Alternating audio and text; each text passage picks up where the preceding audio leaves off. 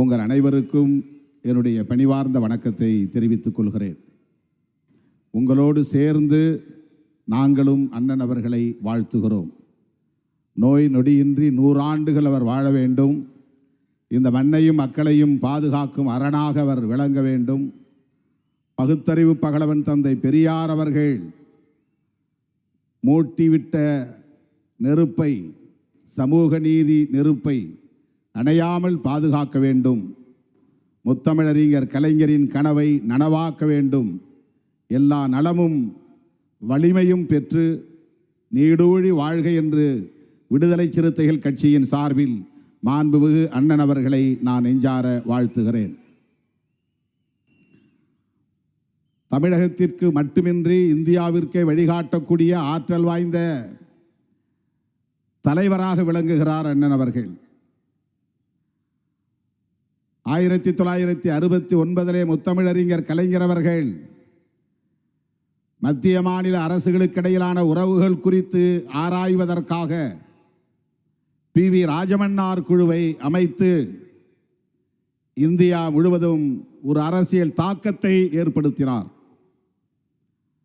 முத்தமிழறிஞர் கலைஞர் அவர்களுக்கு இருந்த பரந்துபட்ட பார்வை அனைவரையும் ஈர்த்தது. மாநில முதலமைச்சர்களுக்கு இருக்கிற வழக்கமான பார்வையை தாண்டி மாநில உரிமைகள் தொடர்பான விரிந்த பார்வையை கொண்டவராக விளங்கினார் முத்தமிழறிஞர் கலைஞர் அவர்கள். முதலாக 1969 அவர் நியமித்த PV ராஜமன்னார் குழு ஒன்றிய அரசுக்கும் மாநில அரசுக்கும் இடையிலான உறவுகளை மட்டுமின்றி மாநில உரிமைகள் குறித்து விரிவாக அறிக்கை தாக்கல் செய்ததை நாம் அறிவோம்.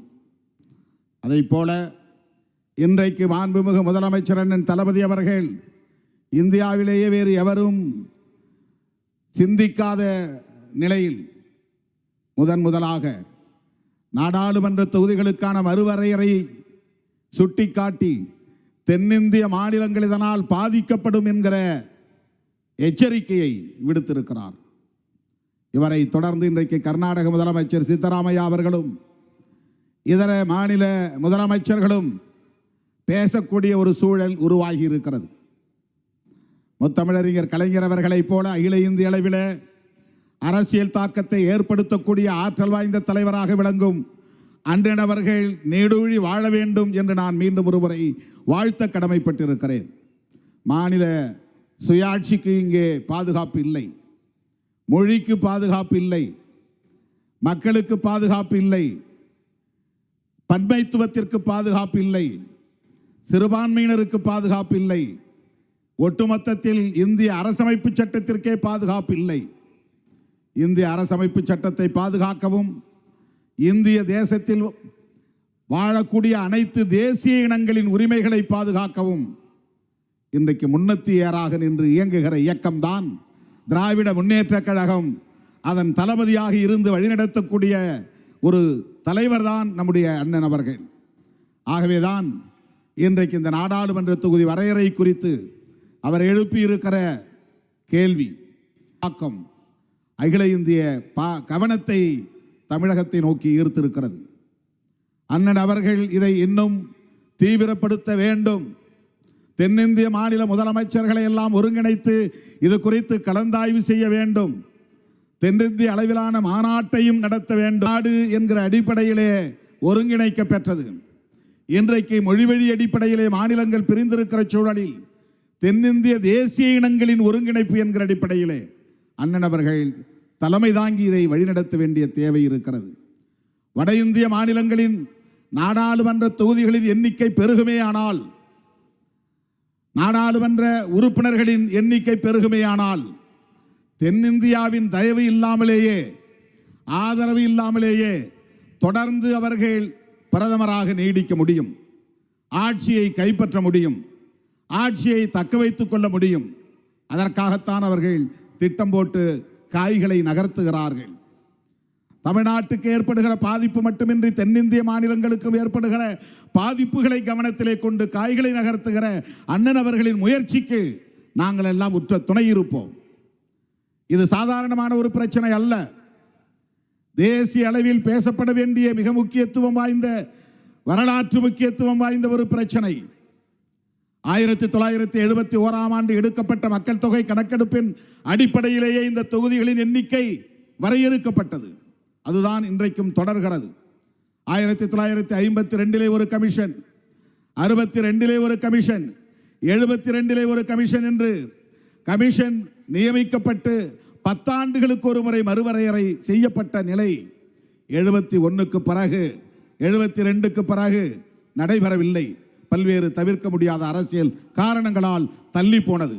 50 ஆண்டுகளுக்கு முன்பிருந்த மக்கள் தொகை அடிப்படையிலேயே இந்த தொகுதிகளின் எண்ணிக்கை தீர்மானிக்க பெற்றது. 39 என்பது 1971ஆம் ஆண்டு தமிழ்நாட்டில் இருந்த மக்கள் தொகை அடிப்படையிலே நிர்ணயிக்கப்பட்ட ஒன்று. அன்றைக்கு 4.25 கோடி பேர் தான். ஆனால் இன்றைக்கு 2 மடங்கு உயர்ந்திருக்கிறது, 2 கோடிக்கு மேலானவர்கள். இந்த நிலையிலே ஒரு நாடாளுமன்ற தொகுதியின் மொத்த வாக்காளர்கள் அன்றைக்கு 10 லட்சம் என்கிற கணக்கின் அடிப்படையில் வரையறுக்கப்பட்டது. இன்றைக்கு 15 லட்சத்தை தாண்டி விட்டது ஒவ்வொரு நாடாளுமன்ற தொகுதியின் வாக்காளர்களின் எண்ணிக்கை. மக்கள் தொகை என்பது வேறு. இப்படிப்பட்ட சூழலில் இந்த மறுவரையறை தேவைதான், நாம் மறுக்கவில்லை. ஆனால் குடும்ப கட்டுப்பாடு திட்டத்தை வெற்றிகரமாக நடைமுறைப்படுத்திய காரணத்தினாலேயே ஒப்பீட்டளவில் தமிழ்நாடு உள்ளிட்ட தென்னிந்திய மாநிலங்களின் மக்கள் தொகை வளர்ச்சி விகிதம் என்பது வடஇந்திய மாநிலங்களை விட குறைவாக இருக்கிறது. இன்றைக்கு உத்தரப்பிரதேசத்தின் மக்கள் தொகையை தமிழ்நாட்டின் மக்கள் தொகையோடு ஒப்பிடுகிற போது தமிழ்நாடு மிகவும் பின்தங்கிய நிலையிலே இருக்கிறது. இந்த நிலை நீடித்தால் தமிழ்நாட்டில் தமிழர்களின் எதிர்காலமே கேள்விக்குள்ளாகும் என்கிற நிலை. எல்லோரும் இப்போது திருமணம் செய்தால் 2 குழந்தைகள் என்ற நிலை மாறி ஒரு குடும்பத்திற்கு 1 குழந்தை என்கிற நிலை உருவாகி இருக்கிற சூழலில் எதிர்காலத்தில் தமிழர்கள் எண்ணிக்கை என்பது மிக வெகுவாக குறையும். இதனால் இனம் அழியும் என்கிற கவலையை பலரும் இப்போது விவாதித்துக் கொண்டிருக்கிறார்கள். நாம் அன்றைக்கு விசா காலத்தில் இந்திய ஒன்றிய அரசு இட்ட கட்டளையை ஏற்று வெற்றிகரமாக அதை நடைமுறைப்படுத்திய சூழலில் இன்றைக்கு மக்கள் தொகை குறைந்திருக்கிற சூழலில் இந்த ரெப்ரசன்டேஷன் பிரதிநிதித்துவத்தின் எண்ணிக்கை குறையும் அபாயம் ஏற்பட்டிருக்கிறது. நம்முடைய பார்லிமெண்டரி டெமோக்ரசி என்பது ரெப்ரசன்டேட்டிவ் டெமோக்ரசி என்பதுதான், மக்கள் பிரதிநிதித்துவ ஜனநாயகம் இது. எனவே இந்த தொகுதிகளின் எண்ணிக்கையை உயர்த்த வேண்டும் என்பதை நமக்கு மாற்று கருத்தில்லை. ஆனால் இந்தியா முழுவதும் ஒரே அடிப்படையில் இந்த உயர்வு இருக்க வேண்டும். மாண்புமிகு முதலமைச்சர் அவர்கள் இதை முன்மொழிய வேண்டும்.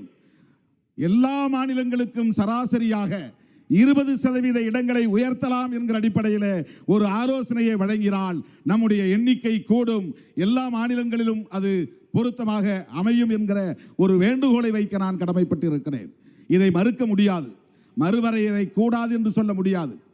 மக்கள் தொகை அடிப்படையிலே மறுவரையறை செய்யப்பட்டால் தமிழ்நாடு கடுமையான பாதிப்புக்குள்ளாகும், 8 தொகுதிகள் குறையும் என்கிற கணக்கை அண்ணன் அவர்கள் அண்மையிலே எடுத்து சொன்னார். இது பொய் என்கிற அடிப்படையிலே அமித்ஷா சொல்லிவிட்டு போயிருக்கிறார். மக்களை ஏய்ப்பதில் அவர்கள் வல்லவர்கள், அரசியல் கட்சிகளையே ஏமாற்றுவதில் வல்லவர்கள், கூடி பழகி அவர்களை அழித்தொழிப்பதிலே வல்லவர்கள். அப்படிப்பட்டவர்களின் கைகளில் இந்த நாடு சிக்கிக் கொண்டது.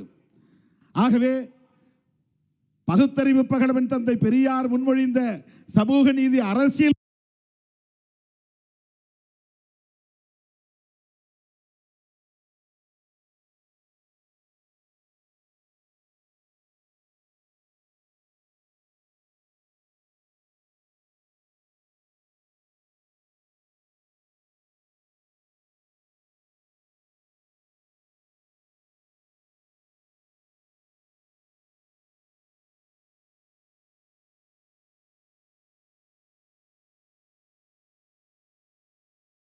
வேட்டு வைக்கக்கூடிய ஒரு கும்பலின் கைகளில் முத்தமிழறிஞர் கலைஞர் அவர்களின் பாசறையில் வளர்ந்தவர், ஒரு கருத்தியல் வாரிசாக இன்றைக்கு அரசியல் களத்திலே துணிந்து சனாதன சக்திகளுக்கு எதிராக போர்க்குரல் எழுப்பிக் கொண்டிருக்கிற அண்ணன் அவர்கள் தேசிய இனங்களின் ஒருங்கிணைப்பை முன்னெடுக்க வேண்டும் என்கிற வேண்டுகோளை வைத்து அவர் எடுக்கிற அத்தனை முயற்சிகளுக்கும் விடுதலை சிறுத்தைகள் உற்ற துணையாக இருப்போம்.